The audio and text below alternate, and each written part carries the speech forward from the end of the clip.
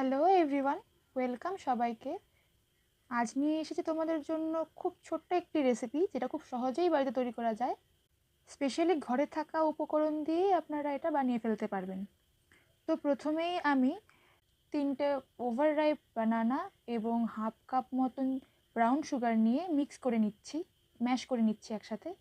তারপর ওই মিশ্রণটায় প্রায় 60 গ্রাম মতন মেল্টেড বাটার দিচ্ছি, যদিও আমার বাটারটা পুরোপুরিভাবে মেল্টেড ছিল না। তারপর ওই মিশ্রণটাতে 1 কাপ মতন আটা, আমি যেহেতু রেসিপিটাকে একটু হেলদি রাখার চেষ্টা করছি সেই জন্য আটা 1 কাপ এবং 1 কাপ ওটস নিয়ে, মানে ওটসের গুঁড়ো নিয়ে সেই মিশ্রণটাতে যোগ করে দিচ্ছি।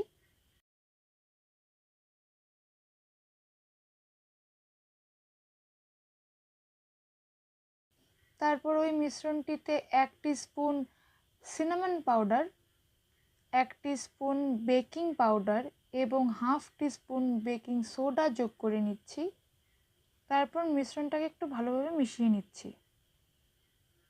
তারপর মিশ্রণটাতে গ্র্যাজুয়ালি আমরা একটু একটু করে দুধ অ্যাড করে নেব মিশ্রণটার কনসিস্টেন্সিটাকে ঠিক রাখার জন্য।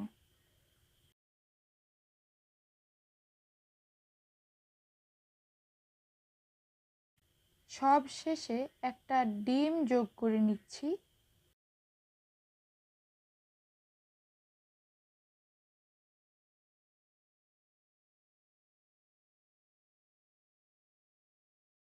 তারপর যেহেতু আমার কাছে হেজেলনাট ছিল, হেজেলনাট গুঁড়ো করে রাখা ছিল, সেই হেজেলনাট 2 চামচ অ্যাড করে নিচ্ছি।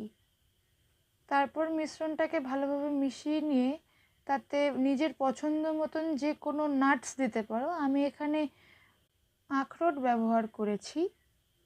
তারপর এই মিশ্রণটা আমরা আমাদের বেকিং মোল্ডে ঢেলে নেব এবং ওপর দিয়ে কিছু নাটস এবং চকলেটস আমরা গার্নিশের জন্য ব্যবহার করে নেব। ওপর দিয়ে সেটা দেখা যাবে, দেখতে খুব ভালো লাগবে, খেতেও খুব মুখে পড়বে এবং ভালো লাগবে খেতে।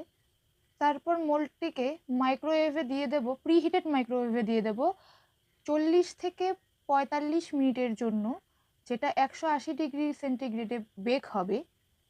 কেকের ওপরটা হালকা বাদামি রঙের হয়ে যাবে, ওপর থেকে দেখলে বুঝতে পারবে, এবং একটা টুথপিক দিয়ে কেকের মধ্যে গেঁথে দেখে দিতে পারো তোমরা যে কেকটা পুরোপুরি রেডি হয়েছে কিনা, অথবা যদি কারোর মাইক্রোওয়েভ না থাকে ওভেনেও এই কেকটা করা যেতে পারে।